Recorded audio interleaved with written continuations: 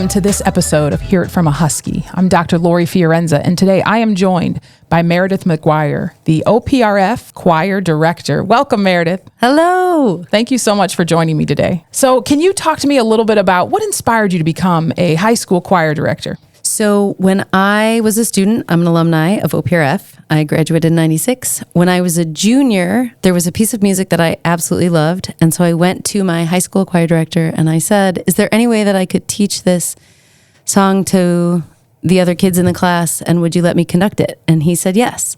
So the day came and I sat at the piano and I taught all my peers this section of this song.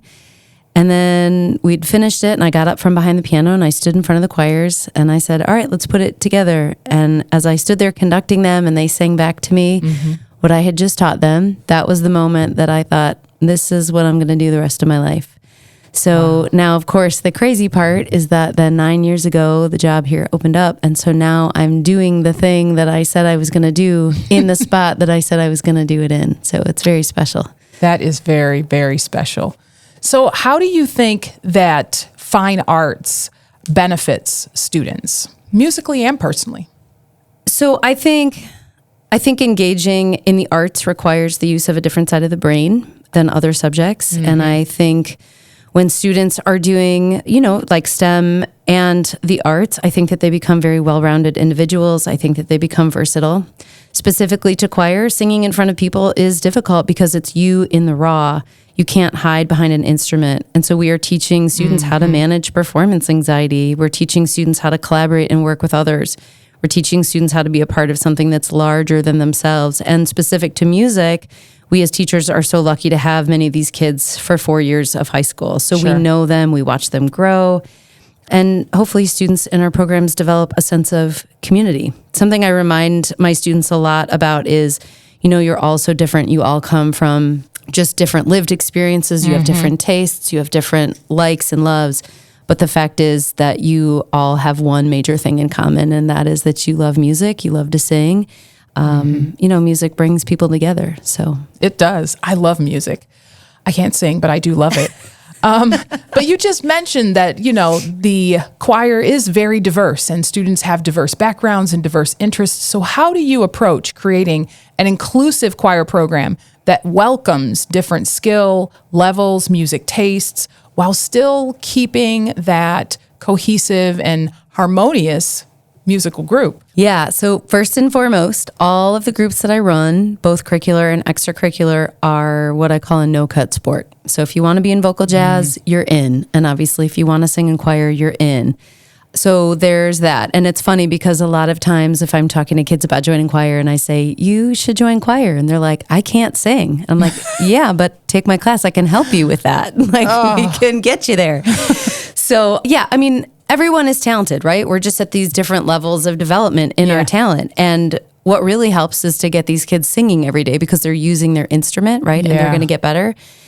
But I have to get buy-in. Kids choose to take my class. They're not required to be there. So I need to do my best to make sure they feel safe, they feel valued, they feel heard, and they feel like they're stakeholders. So there are a couple of things that we do within the class that I think help work towards creating that sense of community and making kids feel like they want to belong there. Number one, I give students voice and choice in the music that we sing. So we'll often go through the website where I buy music, and then they will listen to examples of the songs, and then they'll put in the ones that they like, and then we vote as a class. Also, when they're submitting that information, I am collecting emails, so I'm kind of keeping an eye on, are we getting close to everybody having at least one song for this next concert that they like, making sure that, we're getting to everybody if we can. Other things that we do Song of the Day every day. So students had to submit a song that they felt everybody should hear. And now that's a part of our daily, this is what we're doing today. These are objectives of today. This is our plan for today. And Song of Day is incorporated in that. So everybody's listening to that as they walk in. And there's a lot of great diversity in what kids are listening to. Yeah. It's really surprising what some kids are listening to. You're like, this was my jam back in the day. Wow. All right. And then we also do Fabulous Friday every Friday. So we've got everybody's names in this little Tupperware bin.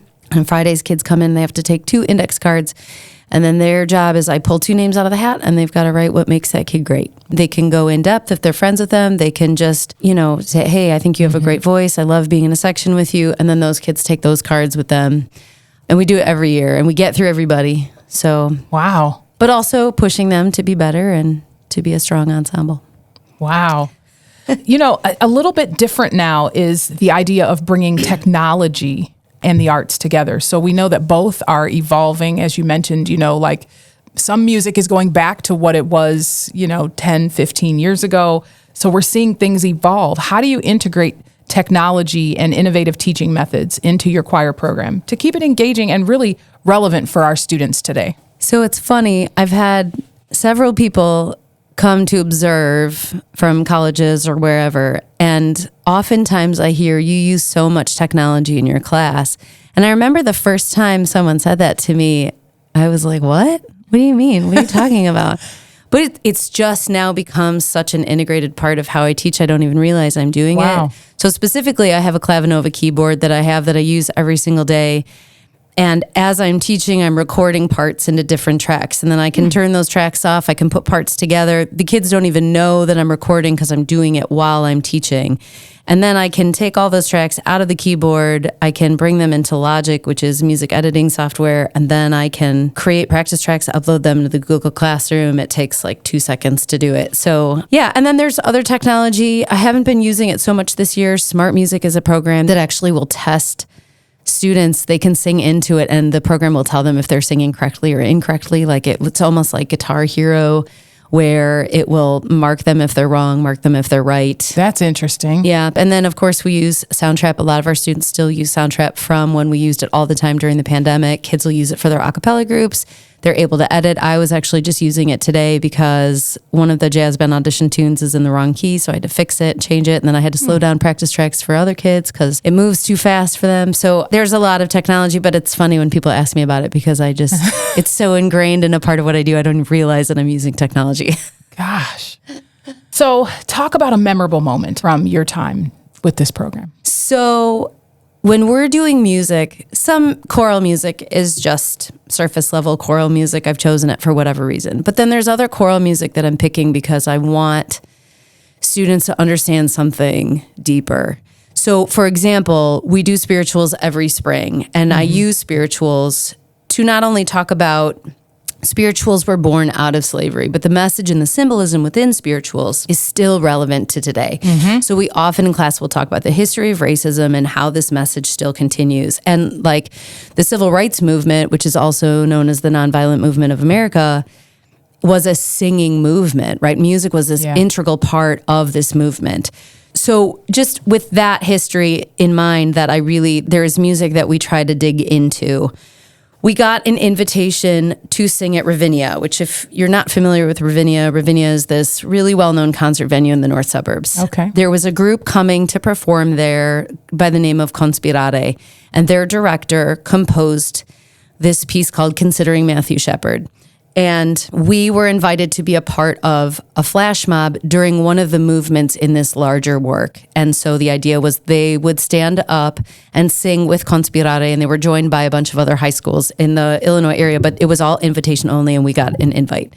So to give you a little background on Matthew Shepard was a kid who lived in Wyoming. He was a part of the LGBTQ community, and he was murdered. It was this very brutal murder. He was murdered for being gay. And as we were digging into this music, we have several students here in the LGBTQ community, but I wanted them to understand what it was like to be gay in the 90s. Okay. Right? Because that's a very different lived experience. Some of that is still a lived experience for some kids in this country. But in Oak Park, I wanted our students, a part of that community, to understand. And so I asked 2 teachers to come in and speak about their lived experience as being gay in the 90s. And I made all the kids sit in a circle. This was before phone homes. I mean, we just engaged and sat in that conversation. Yes. And I've never seen my students so deeply engrossed in people's words before. And these teachers cried. These teachers shared very heavy stories. Yeah. And it shifted how these kids approached the music. It shifted how they listened to the full work. It shifted everything. And we still talk about it today. Still, Yeah. the former students and I still talk about it. It was such a powerful experience. So when that flash mob came, and it was called All of Us. So you have all these kids who may be a part of the LGBTQ community or who are allies who all stood up and they were singing. And it was so powerful. Yeah. So, I remember that. I remember stepping in and being a part of that. And I recall it being a very somber moment, but very emotional. That's right. You totally walked in the room and sat down. I did. Yeah. And it was... I was like, she just walked in on an amazing moment. Like, I wonder if she's like, whoa, what's going on? It was amazing. I find our students in this school to be absolutely incredible, very reflective, very introspective. It was just, and the teachers that shared and exposed a portion of their life. Well, it was just an incredible moment to be privileged to be a part of. So, and I felt so grateful they were willing to share that because they didn't have to. Didn't have to. It was a lot. It says a lot about the OPRF community, doesn't it? Oh, yeah. Yes, it does. So in addition to just that great, wonderful moment, you have a lot of students who win accolades and go to competitions and perform really well. And so recently, the IHSA Solo and Ensemble Contest occurred. And just talk a little bit about how that went and maybe something special that came from that. Yeah, absolutely. IHSA hosts Solo and Ensemble every year. We have an amazing voice teacher that works in-house here that teaches students privately. And then we also have incredible voice teachers in the community that work with our students. And for this contest, they have to go and sing for a judge. And what I love about it is that they're singing live. They have to present their best self in that very moment. This is training for life. And then the judge rates them on various elements of music. So we had 20 students go this year, an ensemble, so 19 solos and one ensemble. And 5 of them received a Division II excellent rating, and 15 of them received a Division I superior rating. And I just learned yesterday that 2 of our students also received the Best of Day award from their judge, which is really exciting. Yes, very. So, yeah, I'm really proud of our students. We should be. They are amazing and talented in so many different ways. So, Meredith, thank you so much for joining me. I appreciate it. Thank you. This has been a lot of fun. I'm honored that you asked. Thank you for the invitation. Absolutely. Thank you for listening to this episode of Hear It from a Huskie. Stay tuned for more from our Huskie faculty making an impact.